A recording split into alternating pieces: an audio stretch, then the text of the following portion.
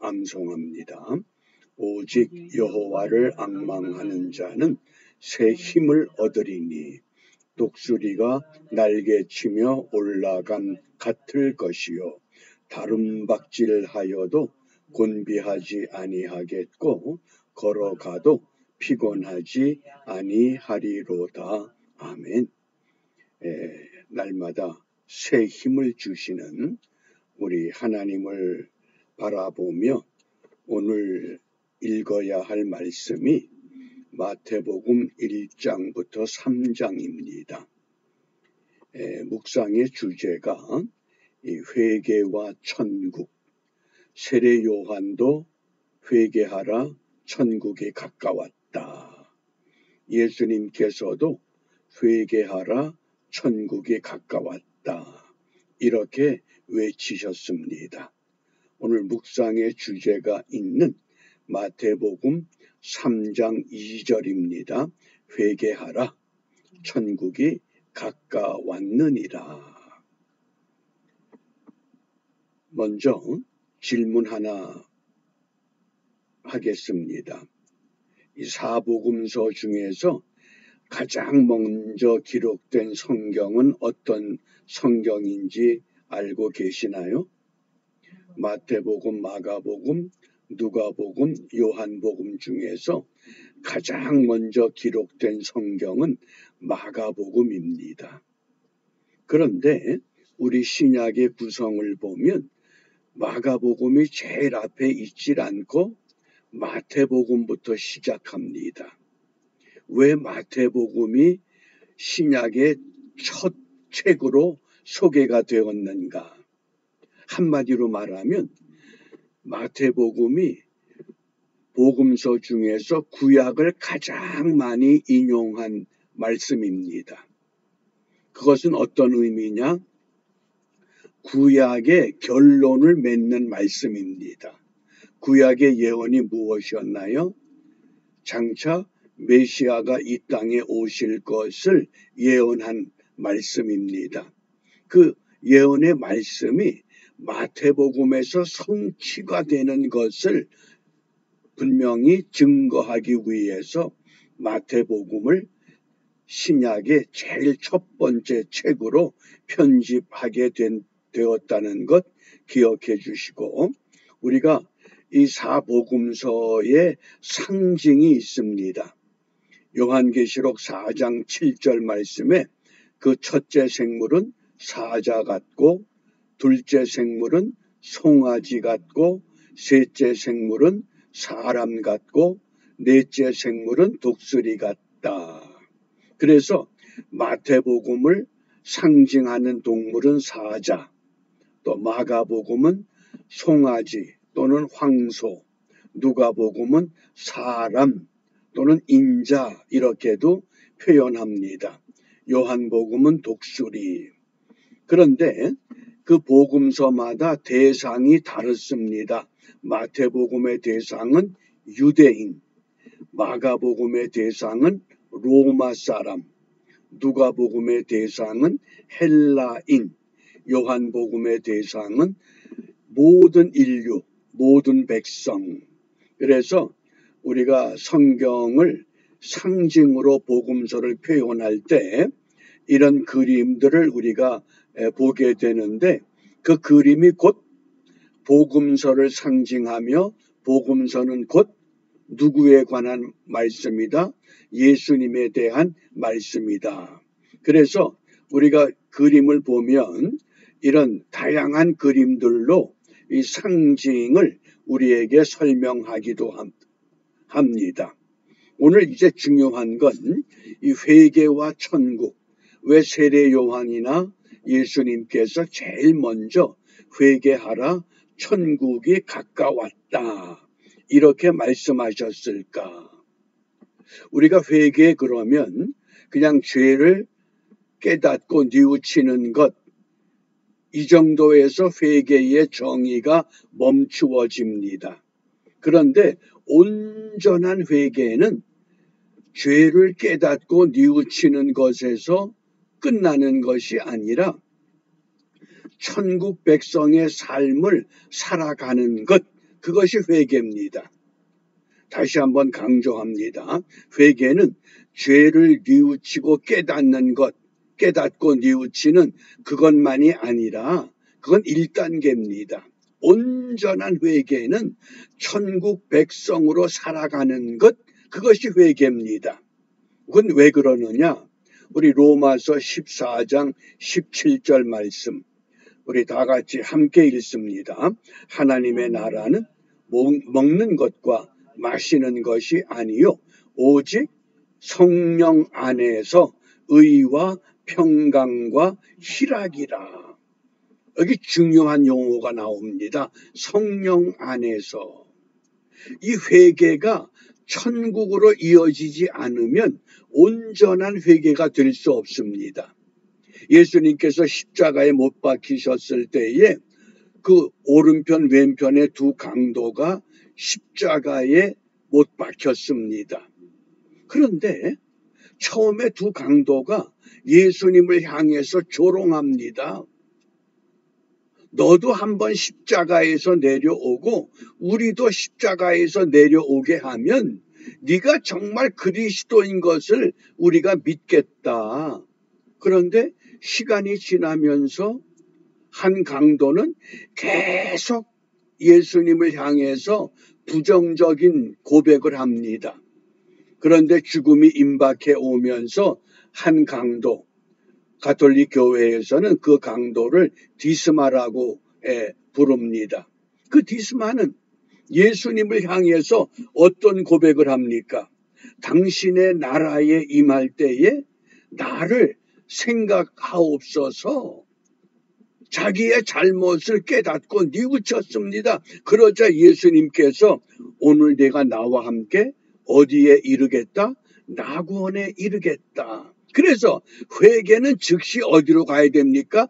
천국으로 연결돼야 됩니다. 그런데 우리는 죽어서 천국 가는 것만 생각하지 회개하고 이 땅에서 천국 생활을 어떻게 누리느냐? 성령 안에서 의와 평강과 희락이라고 말씀합니다. 그것이 천국 시민의 생활의 요소입니다. 천국 시민의 생활 요소, 의는 뭡니까? 하나님이 나를 용서해 주셨다고 하는 확신을 갖는 게 의입니다. 그 다음에 평강은 뭡니까? 하나님이 용서해 주셨기 때문에 용서받은 의를 이루어가는 것, 그게 평강입니다. 뭐 돈 때문에 걱정하는, 돈 해결되고, 그건 아닙니다. 왜? 하나님의 나라는 먹는 것과 마시는 것이 아니기 때문에. 병 들었다, 병이 낫다, 그래서 평강이다, 아닙니다. 그건 육체의 문제지 우리의 본질적인 문제가 아니라고 하는 겁니다. 의는 하나님이 나 같은 사람을 용서해 주셨다고 하는 확신, 평강은 그 의를 이루어가는 과정. 그런데 그 희락이 뭡니까? 의를 이루어 가다 보니까 내 안에 기쁨이 있습니다. 문제가 해결되진 않았지만 천국은 뭡니까? 문제가 해결된 곳이 천국입니다. 어떤 문제를 가지고 있습니까? 그것이 뭐 경제적인 문제, 육신적인 문제, 뭐 정신적인 문제, 어떤 문제가 되었든 그 문제가 해결되는 곳이 천국이라고 하는 것. 그래서 그 천국을 어떻게 말씀하느냐? 우리가 한글 개역 성경에 보면 하나님의 나라는 이 용어가 47구절 소개됩니다. 그 47구절을 하나하나 읽다 보니까 바울 서신에서는 5구절입니다.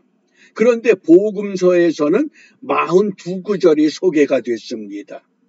그걸 종합해서 정리하니까 천국은 간단합니다. 바리새인들이 예수님께 와서 하나님의 나라가 어느 때에 임합니까? 그럴 때 예수님께서 하나님의 나라가 눈에 보이게 임하는 것이 아니라 이미 어디에 있다? 너희 안에 있다고 하셨습니다. 내가 회개하고 예수를 믿으면 내 안에 무엇이 있다? 성령 안에서 천국을 누려야 되는 겁니다. 어떻게? 의와 평강과 희락이라고 하는 것으로 분명히 우리에게 말씀하십니다. 이것을 사도 바울은 고린도전서 4장 20절입니다. 우리 함께 읽습니다. 하나님의 나라는 말에 있지 아니하고 오직 능력에 있습니다. 이때 말이라고 하는 건 로고스란 단어를 사용했습니다. 그런데 이 로고스라는 단어가 어떤 뜻으로 사용되느냐? 소문. 우리가 무슨 하나님의 말씀도 로고스, 예수님도 로고스지만은 이 로고스에 중요한 뜻이 있습니다. 소문이 나야 됩니다. 내가 예수를 믿고 사람이 변했어. 아무개가 변했어. 그게 로고스가 되는 겁니다. 또 로고스는 이 전도라고 하는 용어로도 사용이 됩니다. 내가 세상에 나가 하나님의 나라의 백성으로 살아가니까 내 모습이 뭡니까? 내 삶이 살아있는 전도지가 되는 겁니다. 그게 곧 전도가 된다는 것. 그게 로고스의 의미입니다. 그런데 그런 것을 어떻게 이루어야 되느냐? 오직 능력은 두나미스입니다.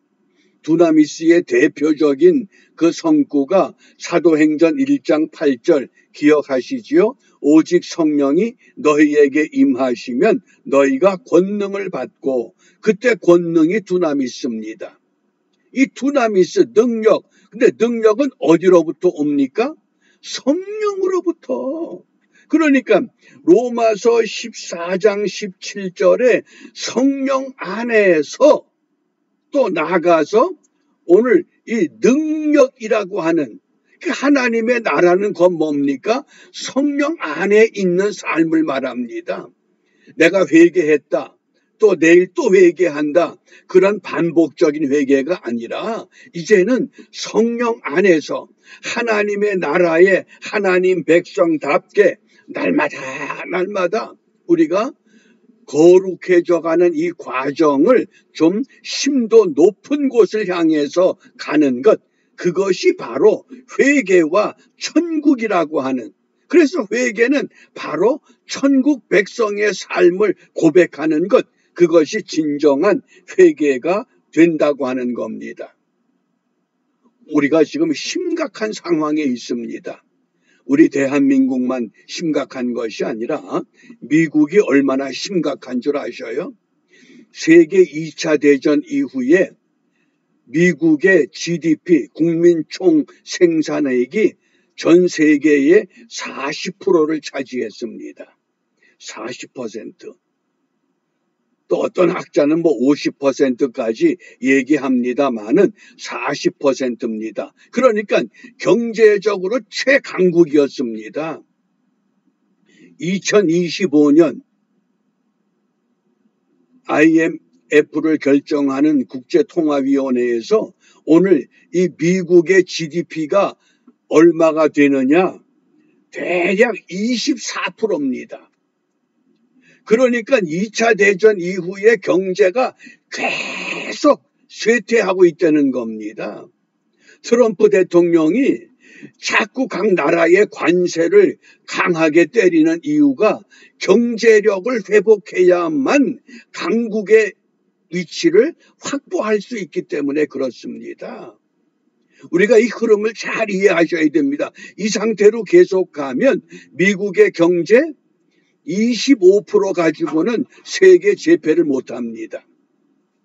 그래서 제가 이 도표를 최근에 그 발표를 보니까 미국이 1위지만은 30조 달러, 중국이 19조, 그 다음에 3위가 독일, 4위가 일본, 5위가 인도, 6위가 영국, 7위가 프랑스, 8위가 이탈리아, 그 다음에 9번이 캐나다, 10번째가 브라질입니다.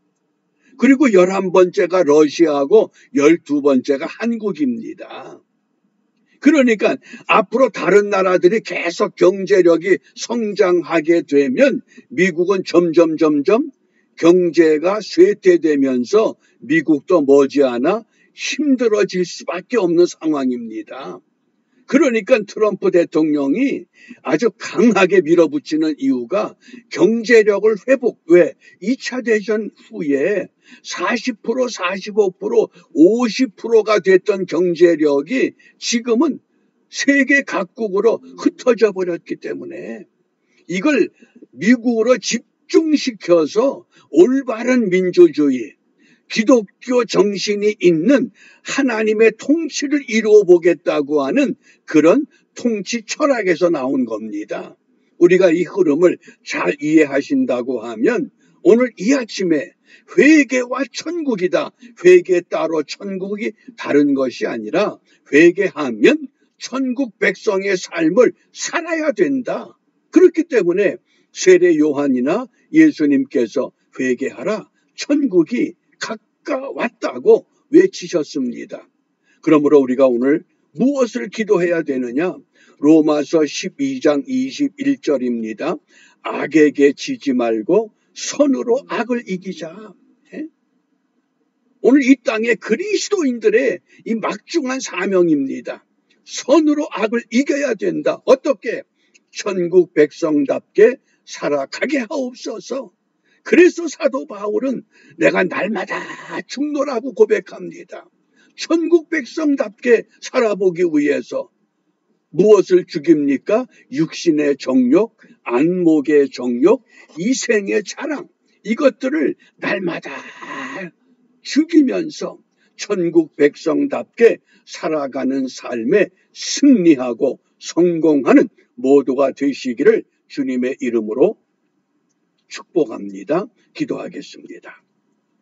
은혜가 풍성하신 하나님 감사합니다.